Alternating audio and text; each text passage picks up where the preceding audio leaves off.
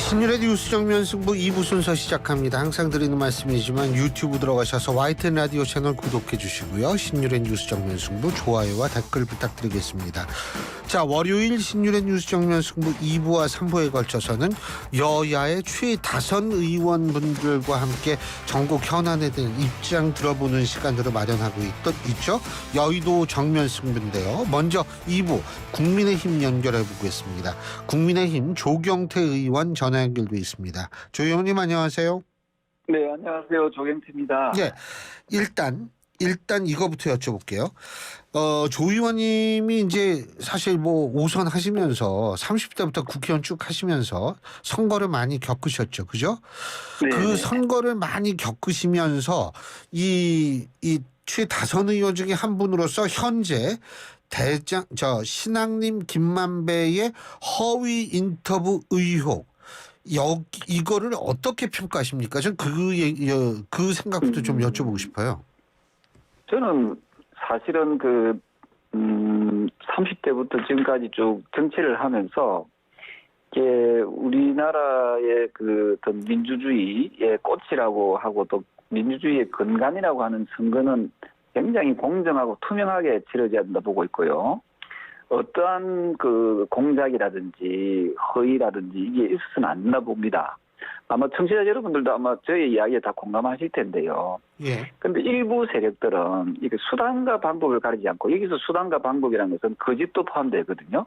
지난번에 김경수가 불킹 사건으로 내가 유죄를 받아서 형을 살고 나오지 않았습니까? 예.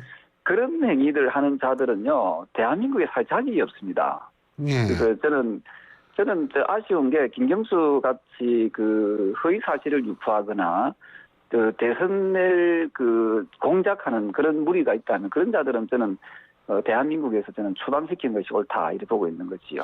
이번 사건도 그렇게 본다는 말씀이세요? 아니면 좀 다르다고 보세요? 이번 사건 같은 경우도 이제 검찰에서 수사기관에서 저는 명백하게 저는 국기문란 사건으로 규정하고 이거는 수사를 해야 된다 보고 있거든요.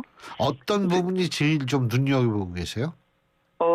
아시다시피 허위 인터뷰 중에 하나가 윤석열 후보가 커피를 탔다는 의혹 사건 있지 않습니까? 예. 조우영입니까?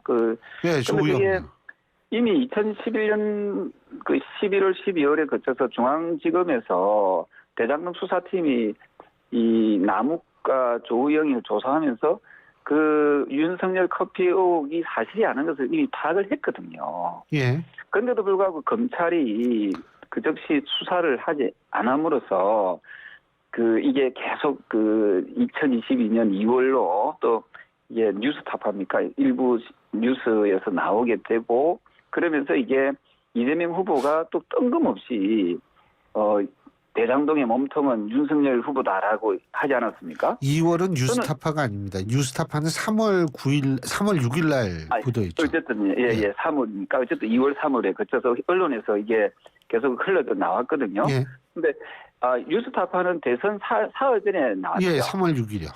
사흘 전에 나왔고 이재명 후보는 또 그 사이에 TV 토론에서 윤석열 예. 후보를 그런 식으로 공격을 했거든요.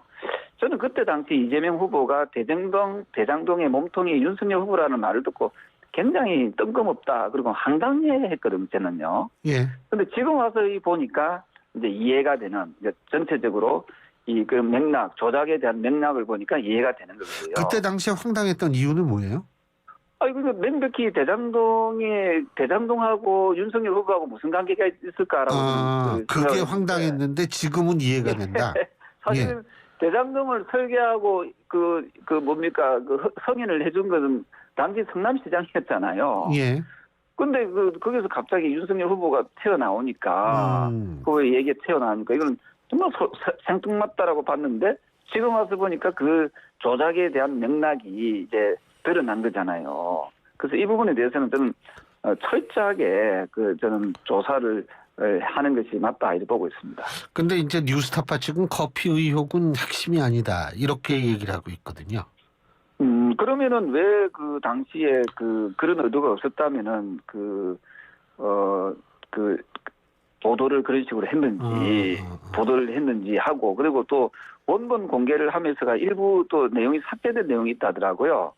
그게 사실이라면 그런 원본 공개를 하는데 왜 일부를 또 삭제하고 했는지 그게 편집이 된 거죠. 그러니까 그 통했다 그 다음에 한 27, 8초 분량의 그게 네. 그게 이 편집이 됐다라는 것이 미디어 네. 오늘을 비롯한 언론들의 보도가 있습니다. 예. 네네. 그래서 그 부분에서 대해서도 그냥 원본을 그대로 공개하면 되지 않겠습니까? 그죠?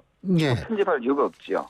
그리고 마치 그 조우영이가 그 윤석열 후보가 탄 커피를 마신 것처럼 보도가 된 내용들 이런 부분에 대해서 그 왜 그러면은 그런 의도가 없었다면 왜 그런 보도가 나왔는지에 대해서도 해명을 해야 되지 않겠습니까? 예. 그렇군요.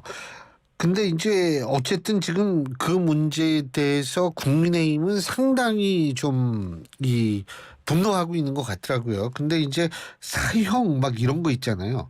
가장 네. 사악하고 사형에 처해야 할 반국가 범죄 막 이런 얘기도 나오는데 조금 이 표현이 너무 과하다는 얘기들이 많은데 어떻게 보세요? 사실은 이게 대선 공작 또는 대선 조작이 어려운 일이 아니잖아요. 16대 때 2002년도지요. 그때 설훈 지금 국회의원이지 않습니까?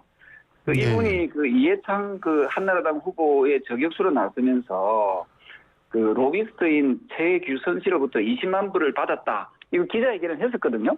예. 그런데 이게 유죄로 판결이 났어요. 그래가지고 허위사실 유포죄로 10년간 피선거권 박탈을 당하는 그리고 이제 유죄를 판결을 받았지 않습니까?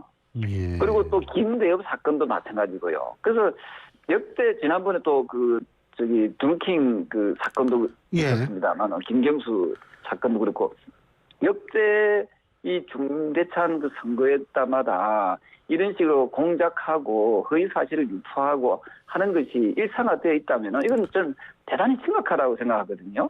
그래서 예. 저는 이 민주주의를 파괴하는 파괴범들에 대해서는 저는 어떤 형식이든 우리 사회와 철저하게 격리시켜야 된다 하는 생각이고요. 저는 그런 의미에서 아마 김기현 대표가 그런 사형이라는 그런 표현을 쓰지 않았을까 이런 생각을 하거든요. 예. 그리고 저는 사형이라는 표현이 나왔으니까 한 말씀 더 드린다면은 지금 흉악범들이 있지 않습니까? 사형 선고를 받은 흉악범들에 대해서는 사형을 저는 지금이라도 빨리 집행해야 된다 하는 생각을 합니다. 예. 저도 조 의원님이 말씀하신 거 기사에서 봤거든요. 예. 근데 말이에요. 지금 민주당 쪽에서는 뭐라고 얘기를 하냐면 이재명 당시 후보에 대한 조폭 연루설을 국민의힘 쪽에서 제기하면서 이른바 돈다발 사진 이거 완전히 조작으로 드러나지 않았습니까? 봐라 당신들도 그렇지 않느냐라는 식으로 얘기를 하거든요. 그 부분은 어떻게 보세요? 글쎄요. 그거는 이제 당시에 우리가 이걸 가지고 의도적으로 퍼나르기나 이렇게 해서 이걸 또는 우리 후보가 공개적인 TV 토론에서 그런 발언을 하지는 않았지 않습니까? 예. 그래서 그거하고 이하고 연관시키는 것은 저는 조금 옳지 않다 보고 있고요. 저는 어쨌든 명백히 이거는 거짓이고 잘못으로 판단되고 또 그렇게 드러나고 있는 사실이라면 이거는 그야말로 저는 검찰에서 철저하게 수사하고 만약에 거기서 연관되거나 연루되어 있는 자가 있다면 이거는 지위 고하를 막론하고 저는 처벌해야 된다 이렇게 보고 있거든요. 연루되거나 연관돼 있는 자, 다시 말해서 배우를 말씀하시는 거죠, 그죠?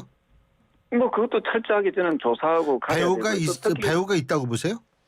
글쎄 그거는 일단은 검찰에서 조사하면 수사당국에서 조사하면 나올 거라 보고 있고요. 예. 제가 앞서 말씀드렸던 대로 2021년 11월에서 12월 당시에 중앙지검 대장동 수사팀이 이 윤석열 커피 의혹이 사실이 아니라는 것을 이미 파악을 하지 않았습니까? 예. 그런데 검찰이 그 당시에 적극적으로 수사를 하지 않았습니다. 만약에 그때 수사했다면은 김만배라든지 신학님 같은 경우에는 저는 이미 공직선거법상 허위사실 공포죄로 아마 기소가 됐을 것 같고요. 그래서 거기에 당시에 검찰에서 제대로 수사를 안 했기 때문에 2022년까지 넘어와서 또 언론에도 보도되고 또한 그 이재명 후보가 윤석열 후보를 TV 토론에서 맹공격 그 표현이 어떻게 되는가 하면 윤석열 후보가 조의원 커피 타줬다는 남욱 씨의 진술이 나왔다. 이 보도와 함께 당시 TV 토론에서 그런 게 그 대장동의 몸통은 윤석열 후보다라고 나오게 된 것은 이거 다 저는 합리적인 그 연관관계 의심은 저는 있다 이렇게 보고 있습니다. 예, 어쨌든 지금 조우영이라는 사람이 나중에 깜빵에 가긴 간 모양이에요. 근데 그게 간 이유가 이 대장동과 관련 없는 부산저축은행 소위 말하는 대출 브로커로서 문제 때문에 간 것이다. 이런 얘기들이 나오는데 알고 계십니까? 혹시? 저는 어떻게 된 거지? 거기까지는 그 파악을 해보지는 못했고요. 어쨌든 이번에 이 드러난 이 대선 공작 조작 사건에 대해서는 이제 검찰에서 이걸 철저하게 조사해 보면은 진실 규명이 저는 이루어지지 않겠나 이렇게 보고 있습니다. 알겠습니다. 근데 이제 또 민주당 쪽에서는 뭐냐면 이 국민의힘의 국면 전환 프레임이다. 뭐 이런 식으로 주장을 하지 않습니까? 그죠? 네네. 예. 그거 어떻게 보세요? 프레임이라는 말은 예. 그 가짜를 진짜처럼 할 경우에 그 프레임이라고 하거든요. 예. 근데 이거는 그러니까 프레임이라는 것은 없는 걸 있는 것처럼 만들어서 이렇게 막 만들어내는 것이 프레임이라고 볼 수 있고요. 예. 지금 사실 가지고 지금 얘기하는 검찰의 지금 수사가 계속 이루어지겠습니다만 이런 걸 가지고 프레임이라고 이야기하는 것은 저는 사실을 얘기하는 것과 프레임은 좀 다르다 이를 보고 있습니다. 그리고 만약에 그 민주당이 집권했다면 지금 예. 거론되는 인물들이 아마도 어떤 대접을 받았을까 이런 생각이 들거든요. 예. 그래서 이거는 아마 시청자 여러분들, 청취자 여러분께서도 아시겠지만 저는 아마 지금과 그 여러 가지 의혹들이 저는 묻힐 수도 있었지 않았을까 하는 생각을 합니다. 예. 그리고 근데, 대접은 대접대로 받았겠죠. 뭐 1등 공신의 대우를 받을 수도 있지 않았겠습니까? 네. 예.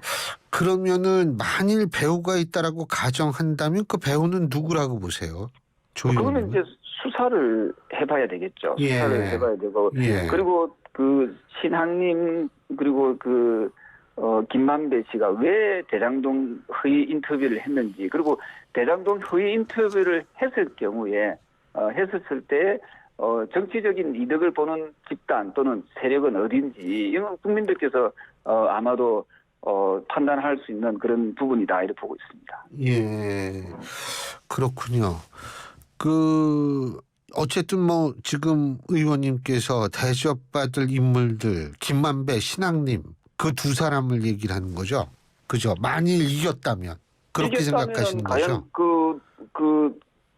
뭐 저는 어떻게 볼지 모르지만 단정해서 할 수는 없겠지만 아마 청취자 여러분들의 몫이겠지만 과거에 지난 대선 때의 김경수 사건, 드루킹 사건 그리고 그 전에 있었던 김대엽 사건 또 뭐 여러 가지 대선 공작 사건을 아마 청취자 여러분께서는 아마 찾아보면은 쭉 나올 겁니다. 그런 내용들을 좀 살펴보시고 민주주의 국가에서 아무리 선거에서 이기는 것이 중요하다고 하지만 이 공작을 통해서 허위 사실을 통해서 이기게 하는 것은 이거는 아주 민주주의에 대한 도전 행위다라는 생각을 하거든요. 이 부분은 여야를 떠나서 이건 반드시 뿌리 뽑아야 되지 않을까 생각을 합니다.